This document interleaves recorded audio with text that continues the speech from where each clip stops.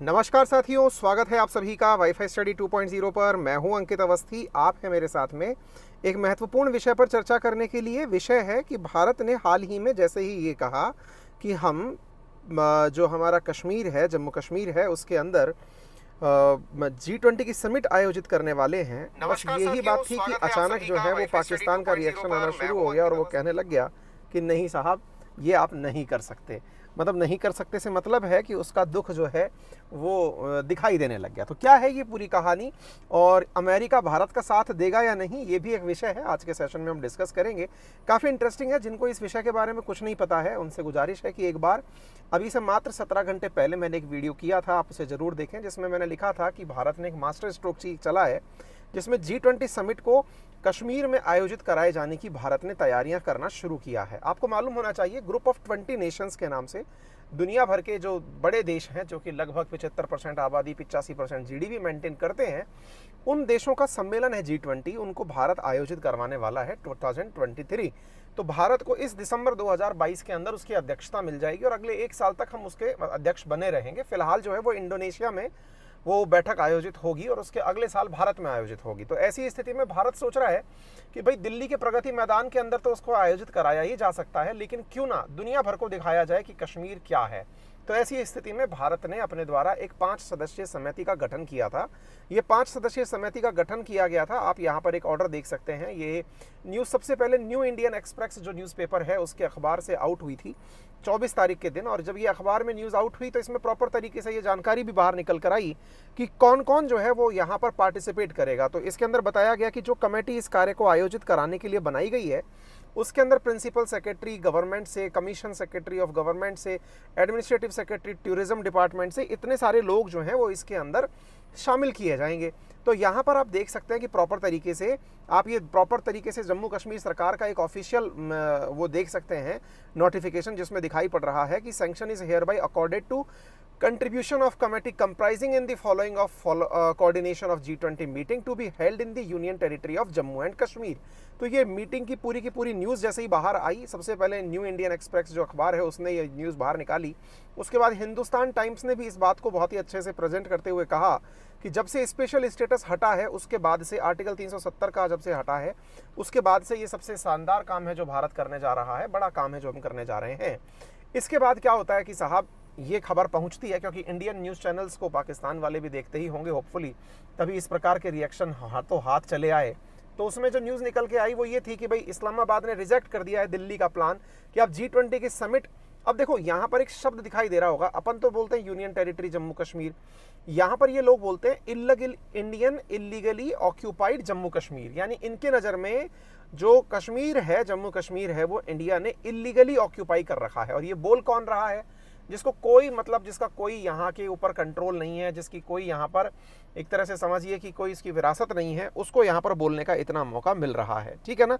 तो ऐसी स्थिति के अंदर जो है इनके द्वारा ये जो न्यूज़ आई, ये आपके सामने, आपको इन कटिंग्स के माध्यम से समझ में आ जानी चाहिए, जो यहाँ पर आपको दिखाई पड़ रहा है कि भाई Pakistan reject India's plan to hold G20 event in occupied Kashmir. ठीक है, आप इस न्यूज़ को भी देख सकते हैं कि पाकिस्तान ने कंडेम किया है कि नेबरिंग कंट्री जो प्लान कर रही है ऑक्यूपाइड कश्मीर के अंदर, जो कि इंटरनेशनली रिकॉग्नाइज्ड डिस्प्यूट टेरिटरी है। इनका कहना क्या है पाकिस्तानियों का कि ये जो जगह है ये डिस्प्यूटेड टेरिटरी है और इसके बारे में इनका कहना है कि यहाँ पर इलीगली और यूनिलेटरल एक्शन लिए जाते हैं। अगस्त 5, 2019 से भारत की फोर्सेज ने 639 इनोसेंट कश्मीरियों,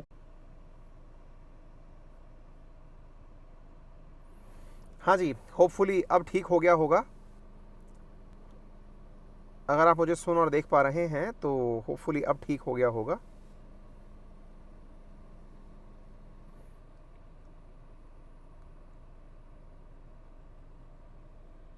ठीक है, तो मैं आगे बढ़ता हूं। तो अब मुद्दा ये निकल करके आया, हाँ जी, थोड़ी देर के लिए बफरिंग आई थी, इंटरनेट में शायद कोई परेशानी रही होगी। ठीक है,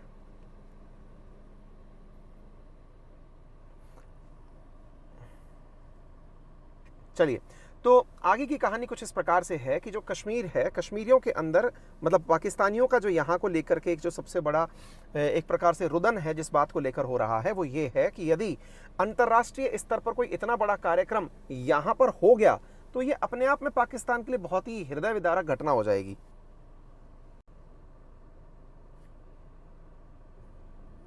लेकिन मुझे आवाज़ क्यों नहीं आ रही है? Hello hello hello hello.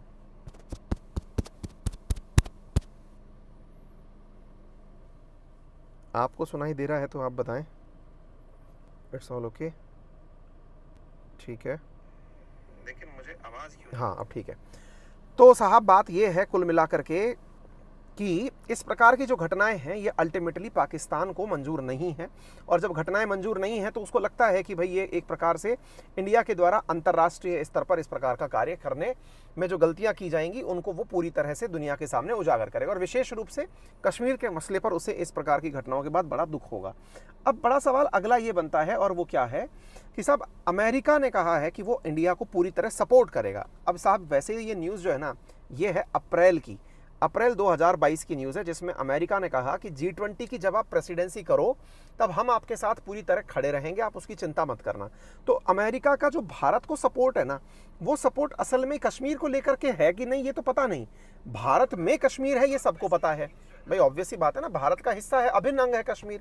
तो अब उसमें कश्मीर में आयोजित होती है कि दिल्ली में आयोजित होती है, इसमें पाकिस्तान या अमेरिका करने वाला, किसी भी प्रकार से इंटरफेयर करने वाला कोई होता नहीं है। तो अल्टीमेटली हमें इसका भी एक गेन मिलेगा, क्योंकि अमेरिका ने खुद ने ये हमको आश्वासन दिया है कि हम भाई इस काम को आपके लिए पूरी तरह से सपोर्ट करेंगे। आपको मालूम होगा कि जब भारत की अमेरिका के साथ 2+2 मिनिस्ट्रियल डायलॉग हुआ था, तब इंडिया ने इनसे कन्वे किया था कि भाई हम इस तरह से आयोजित करने जा रहे हैं, आपका सपोर्ट लगेगा। तो उन्होंने कहा ठीक है भाई कर देंगे। तो जिनको बिल्कुल नहीं पता है कि G20 क्या है, तो दुनिया की बड़ी economies, let's say Canada, France, Germany, Italy, Japan, UK, USA, Russia, Argentina, Australia, Brazil, China, European union जिसके अंदर 27 देश हैं, India, Indonesia, Mexico, south Arabia, south Africa, south Korea and Turkey जैसे देश इसके अंदर शामिल हैं। अब देखो इसमें एक इंटरेस्टिंग फैक्ट मुझे जो लगता है, भविष्य में कश्मीर के नाम पर सबसे पहले जो बायकॉट कर सकता है इस मीटिंग का, दैट माइट बी टर्की, ठीक है, जो कि सबसे पहले पाकिस्तान के कहने पर बात करेगा। फिर चाइना हो सकता है, हालांकि इतना बड़ा रिस्क चाइना लेगा नहीं कि दुनिया जहां पर आए और वहां पर चाइना मना कर दे। दूसरा, दुनिया के साथ साथ भारत भी एक काम कर सकता है कि अंतर्राष्ट्रीय स्तर पर बड़े मेहमानों को बुला तो दिल्ली ले, उसके बाद उनके विदेश मंत्रियों की बैठक कश्मीर में बुला ले, वो तो इंडिया का अपना मैटर है। तो होने के लिए बहुत कुछ है, आगे आने वाले समय में देखना होगा। लेकिन साहब जो है ना, मतलब क्या कहते हैं ना कि अब गरीबों का एक प्रकार से हद है। हालत देखिए कि इनकी स्थिति क्या है, इसको थोड़ा समझने की कोशिश करना आप। पाकिस्तान के यहाँ पर हालत ये है, जैसे आज की न्यूज़ है, 1-2 दिन पहले की न्यूज़ है कि पाकिस्तान हमारे देश के अंदर कश्मीरी यूथ्स की जो किलिंग है इंडियन फोर्सेस के द्वारा, असल में कोई आतंकी मरता है तो इसको ये कश्मीरी यूथ बोलते हैं, उसको कंडेम करते हैं, ठीक है। पाकिस्तान प्रॉपर तरीके से अपनी एक लिस्ट जारी करता है जिसमें बताता है कि अब तक इतने लोग मारे जा चुके हैं, 11 मोर एक्स्ट्रा जुडिशियल किलिंग हो चुकी है इनोसेंट कश्मीरीज की। ये इस प्रकार के फैक्ट आफ्टर ऑल देता क्यों है? ताकि कश्मीर के लोगों को गलत न्यूज़ दे करके बगावत के लिए उतारा जा सके, देश के विरोध में उतारा जा सके। अच्छा, तो इस प्रकार की घटनाएं जो है वो पाकिस्तान पूरी दुनिया के अंदर एजेंडा बना करके भेजता रहता है कि ब्रूटल फोर्स जो है वो कश्मीरी पीपल्स को एक्स्ट्रा जुडिशियल किलिंग के द्वारा मार रही हैं, कस्टोडियन टॉर्चर हो रहा है। क्या करें, अगर आपके यहाँ पर रोजगार के लिए बैंक खुलती है तो बैंक मैनेजर को आप मार देते हैं।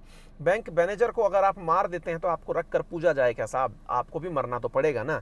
अब अगर आपको मारा जा रहा है, इसको आप एक्स्ट्रा जुडिशियल किलिंग कहते हैं, तो आप जस्टिस किसको कहेंगे? होपफुली जस्टिस समझ में आता तो आज ये हालात नहीं होते, क्योंकि इनके यहाँ पढ़ाने लिखाने के लिए किताबें तक तो बची नहीं है मालिक। मेजर पेपर क्राइसिस चल रहा है इस समय। पेपर का मतलब है पन्ने वाले जो पेजेस है ना, ये तक तो खत्म हो रखे हैं। हालत ये है कि स्टूडेंट्स में not get new books in new session, मतलब पाकिस्तान के अंदर किताबें पढ़ाने के लिए तो किताबें के लिए कागज है नहीं, दूसरी तरफ जस्टिस की बात कर रहे हैं आप। पाकिस्तान की हालत इस समय स्थिति ऐसी है कि अगर जो नया एकेडमिक सेशन इनका अगस्त 2022 से शुरू हो रहा है, उनके 3 राज्य सिंध, पंजाब और खैबर पख्तूनख्वा में किताबें नहीं छप पाएंगी, क्योंकि उनके पास कागज का अभाव हो गया है। गरीबी का आलम यह है कि इन्होंने चाय को तो बैन कर दिया है कि भैया चाय वाय तो पीना बंद कर दो, क्योंकि अल्टीमेटली उससे पैसा खर्च होता है। इसकी जगह पर लस्सी पियो या सत्तू पियो, क्योंकि अल्टीमेटली उससे रोजगार जनरेट होगा और चाय के इंपोर्ट पर जो पाकिस्तानी पैसा खर्च होता है वो बच जाएगा। इस तरह के जुगाड़ लगाने वाले लोग जो हैं वो भारत के साथ में नसीहत देने का काम कर रहे हैं। हालात इनके जो हैं वो बताने लायक तो नहीं है, फिर भी मतलब दुनिया जहां डूब रही है वहां पर इनका हाल और बुरा है। हालत ये है कि इनका एक मतलब जो डॉलर के मुकाबले रुपया है ना, वो 188 रुपये पर चल रहा है, ठीक है। पाकिस्तान के तेल आयात में इसलिए कमी कर दी गई है क्योंकि इनके पास पैसे नहीं है। फिर भी खैर, ये मुँह और मसूर की दाल। ठीक है, फिलहाल के लिए साहब आपके सामने इतना ही। यदि आपको सेशन पसंद आया हो तो इसे जरूर अपने साथियों से शेयर करें। मेरा रेफरल कोड है अंकित10, जिसका यूज़ करके आप अनअकैडमी पर हमारे साथ कनेक्ट कर सकते हैं। विशेष रूप से यूपीएससी की प्रिपरेशंस में अगर आप अनअकैडमी को ऑफर लेते हैं तो बहुत सही रहेगा। कारण ये क्योंकि बेस्ट एडुकेटर्स अनअकैडमी पर उपलब्ध हैं। ऑनलाइन एजुकेशन इंडस्ट्री के प्रिंटेड कॉम्प्रिहेंसिव मटेरियल है, एंड टू एंड प्रिपरेशन है, लाइव मेंटरशिप है, डेली आंसर राइटिंग प्रैक्टिस है, ये सारी चीज़ें आपको मिलती हैं। इतना ही नहीं, आपको यहाँ पर mains answer writing test series मिलती है। ऑप्शनल की टेस्ट सीरीज़ आपको यहाँ पर उपलब्ध होती है। आइकॉनिक बोनांजा ऑलरेडी चल रहा है ना, तो आप इसके अंदर हमारा 1-to-1 मेंटरशिप वाला प्रोग्राम भी ऑप्ट कर सकते हैं। अनअकैडमी की फीसेस पे अगर आपको किसी प्रकार की सुविधा की आवश्यकता हो तो आप EMI का ऑप्शन भी उपलब्ध कर सकते हैं। हमारी टेक्निकल टीम से आप 7878158882 पर संपर्क करके EMI संबंधी जानकारी प्राप्त करना चाहें तो आप कर सकते हैं। 0% इंटरेस्ट रेट के साथ में आपको इजी EMI ऑप्शंस भी उपलब्ध हैं। बोथ हिंदी मीडियम और इंग्लिश मीडियम में कंटेंट उपलब्ध है। एडुकेटर्स ऑप्शनल्स के लिए भी उपलब्ध हैं। दोनों मीडियम में अच्छे से कंटेंट उपलब्ध है। तो मुझे लगता है कि जो बच्चे घर बैठकर अफोर्डेबल एजुकेशन लेना चाहते हैं उनके लिए यह एक बेहतरीन ऑप्शन हो सकता है। थैंक यू सो मच, अपना ख्याल रखें।